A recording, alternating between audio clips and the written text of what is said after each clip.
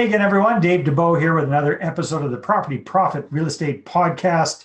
Today, zooming in from sunny, chilly, snowy Calgary, Alberta. We've got Keith Uthe. How are you doing today, Keith? I'm fantastic. Thank you. It's a pleasure getting this opportunity to do this podcast with you. Yeah, well, this is exciting because Keith is a real estate weirdo like the rest of us. He's an active real estate investor. He focuses on secondary suites, which is very cool. But here's the really extra cool thing that we're going to be really focusing on here today with Keith is he's also a mortgage broker, and he really knows a heck of a lot about this mysterious Smith Maneuver, which some of us have heard about. Some of us have even learned at points in the past, but some of us don't remember all the details off the top of our head anymore. So, Keith, great to have you here. And why don't you let's just dive into the whole guts of this. Give us the big picture, 30,000 foot perspective. What is the Smith Maneuver? Why should we care? How does this affect us personally? How can we use this with our investor partners? All that kind of good stuff. So let's just jump right in. Yeah, so the number one reason that the Smith Maneuver was created kind of originally was because of the challenges that Canadians face. And so the idea was that giving people the chance to master their mortgage for financial freedom. And so, we face high taxes, high cost of living, high cost of mortgages, and inadequate pensions. And so the idea when Fraser Smith, rest his soul, created this back in, he started back in 87, and his first book came out in 2002, that was the objective behind this, is how can you take a mortgage in Canada and turn it into a tax-deductible good debt rather than what it is for most people, which is a non-tax deductible bad debt. And that's the 30,000 foot view of what the intention is behind the Smith Maneuver.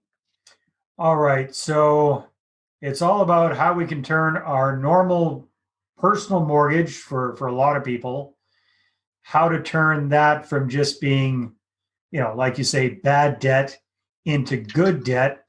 Why, I guess off the top of your head, Keith, why is this kind of a uniquely Canadian thing? What do the Americans not have the same challenge, or is it different for them? Yeah, it is different for them. Yeah, so Americans their tax system is set up differently, and they do have there's some, I'm not specific in it, but my understanding is they do have some write-offs they can get for mortgage interest on a mortgage when they own a home in the US. In Canada, we can't. In Canada, you pay your mortgage, and what you pay is what you pay. You're paying it with after-tax dollars. And what it costs you is what it costs you. And for the majority of Canadians that own their own home, there is no write-off for that interest on that mortgage for them. So it's although it's paying down a mortgage, the interest is just bad debt. You can't deduct it. All right. So the Smith Maneuver allows us to change that in a legal fashion, which is always important because nobody wants to go to jail. And Keith, before we press record, you're mentioning that it's kind of difficult to explain this in depth on a short interview, and everybody's situation is going to be slightly different. But just to give people the gist of big, broad strokes, how does it work?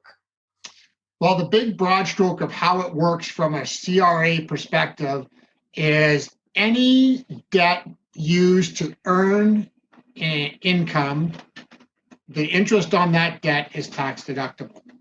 That's the simplistic definition of what the CRA has, and that's what this falls under.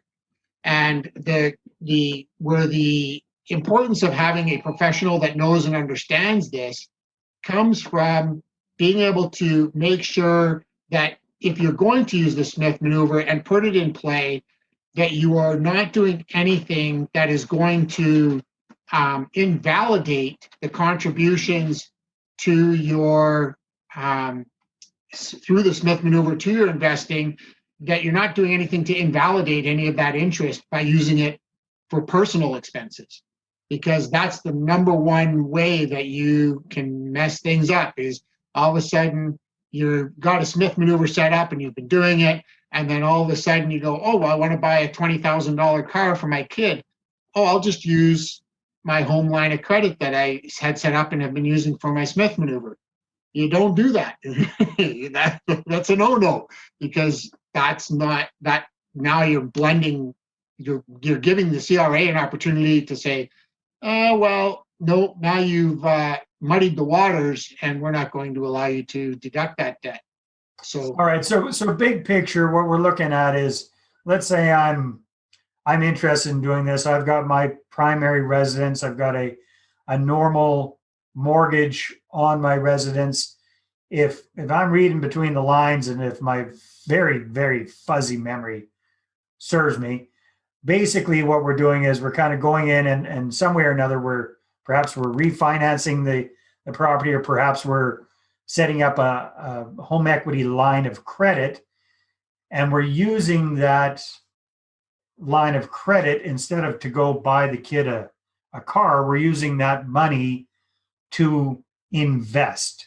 And because we're doing that, we're using that, however that works, whether it's through, I don't know if we're able to do that through a self-directed RRSP, or what the rules and regulations are about what we're allowed to invest that money in. But we're using that to actively invest versus just spending it. And that's why the CRA is allowing us to deduct those interest payments, because we're using that to try and make money. Yeah, so there's a couple of key things in there. One is you need to use, to fully do this, you need to use a readvanceable mortgage product. That's number one. So probably for most of us, if we want to do this, we're going to have to refinance our house, get out of whatever product we're in right now, get into something specific that allows us, you said, to readvance. What does that mean exactly? Yeah, so a readvanceable mortgage is one whereby as you pay down the principal, you build up the availability through a line of credit. Where, as opposed to there's not all institutions offer it, and because some institutions offer a fixed mortgage and a line of credit, but that line of credit has a fixed amount and it can't increase as you pay. It won't increase as you pay down your mortgage, or you have to go and reapply to try and do that, and it makes it clunky and just doesn't work in the right way for doing this. So you need to have what's known as a readvanceable mortgage product to be able to get that process going, to be able to fully take advantage of it. So that's number one. Okay. Number two, any of the fund. Number two, you have to have at least 20% equity in your home to be able to get that type of mortgage set up. That's number two. So, for example, just to kind of simplify, let's say we got a $400,000 house. We got to have at least, let's say, 100,000 or so, 80 to 100,000 of equity in that 80,000. Yeah, you'd have to have 80,000 of equity to be able to get this set up with that type of readvanceable mortgage. Okay. And then number three is when you do use funds, you have to, the funds that you would take from your pay down of your mortgage to invest have to be invested into non-registered investments. So what does that mean? That means, so you can't double dip with the CRA. So you already get a tax advantage when you invest in RSPs. So you can't use this money to invest in an RSP because the tax advantage of the tax deduction you already get when you do that. All right. So we're not allowed to put this money into our self-directed RSP. Yeah, you can't put it into something, you can't put it into a registered fund where you already are getting a tax deduction or a tax advantage from the CRA for that. Same thing for TFSAs. You already get a tax, it's registered, and you get a tax advantage from it so that you get to declare, so that you can't use that. So it works best for things such as mutual funds, stocks, private equities, investing in real estate, lending out money as mortgages to other investors, GICs. So, but we can access this money and use it for our own real estate deals if we so choose. Yes, as long as the intent with that when you do that the intent is to earn income. Right, we're investing in revenue property of some sort. Yeah. So if the intent of, if I was to give you money, Dave, for an investment property, and my only return was going to be on the capital of that property, the capital value increase of that property, that would not be eligible because that's a capital gain, not an income.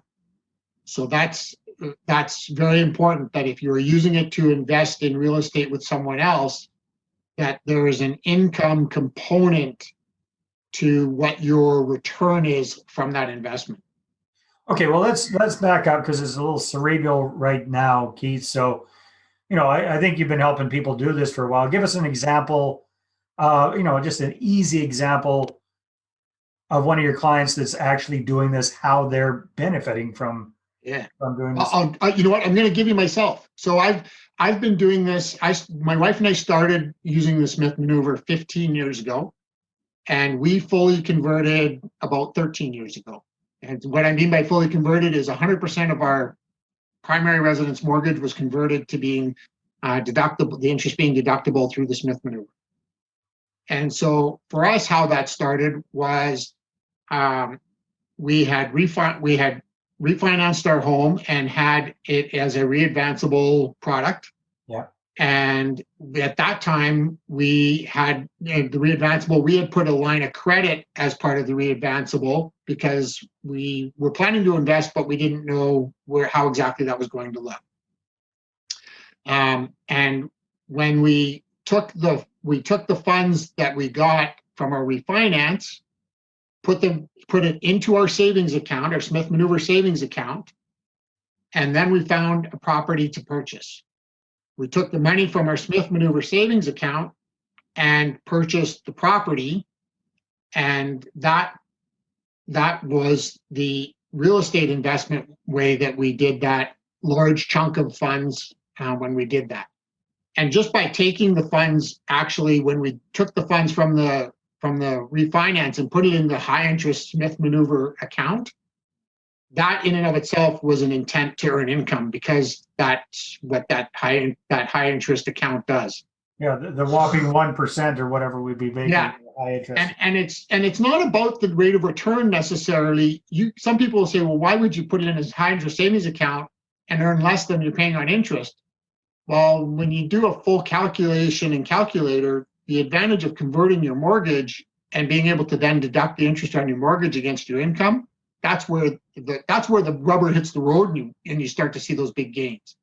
So we did that. That was through 2006 and 2007 that we did that on a few different properties.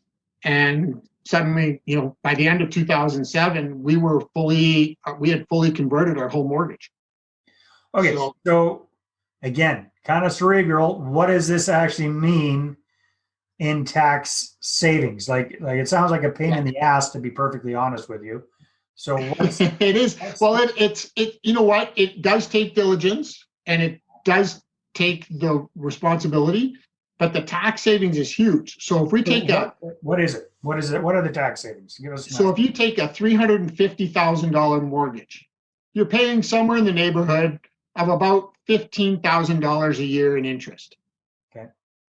So if you are 100% converted, that means you get to take that $15,000 as a 100% tax deduction on your income. So if your income is $80,000 a year and you're paying tax on that $80,000 at your nominal tax rate, let's say it's 30%, you're paying $24,000 a year in tax. Well, now you get $15,000 and you lower your income to 65 because of the deduction. Well, now that 30% of that 15,000, now you save $3,000 in tax, and you get refund back from the government for that $3,000, which you can turn around and pay it down on your mortgage if you like, pay it down on your mortgage, pull it out and invest, whatever you choose. So it also can help to accelerate pay down on your mortgage as well, if that's your intent. And you don't have to have extra money to make this work, because you're paying down your mortgage anyways. You don't have to come up with extra money to make investments. If you're not going to make lump sum investments, but say you're going to make small investments into GICs or mutual funds or stocks, blue chip stocks or something that's, maybe lower risk, but still is going to give you a reasonable rate of return. It's just that, and you can set up stuff through, depending on who your providers are for the different things, you can set up so that you have automatic transfers of those funds so that it's not so onerous as well. Yeah, it's just the initial setup can be a little bit of a pain, but the initial setup does take some guidance, but that's where working with a Smith Manouever certified professional as a mortgage broker, as an accountant, as a financial planner, those are important things, because you want everybody that understands what the objective is and all works together in the same sandbox to achieve the result for the client. Sounds good, Keith. Well, I think we kind of got the big picture. In a quick summary, who does the Smith Manouever work best for? It works, it can work for anyone that has 20% equity in their home, quite honestly. And if they're currently trying to do something to build a retirement fund for their future, this is a way for them to be able to help accelerate that. All right. Sounds good. Keith, time flies when we're having fun. People want to find out more about Keith Uthe and the Smith Manouever. What should they do? They can contact me. My email is keith@enrichmortgage.ca. They can phone me at 403-614-8843. And they can also look for information for me on Facebook, Google, Instagram, LinkedIn. They're all, I'm on all those platforms, and my website is demystifyingmortgages.com. Awesome. Thanks a lot, Keith. Hey, you bet. It's been a pleasure being here today. All right, everybody, take care. We'll see you on the next episode. Bye-bye. Absolutely.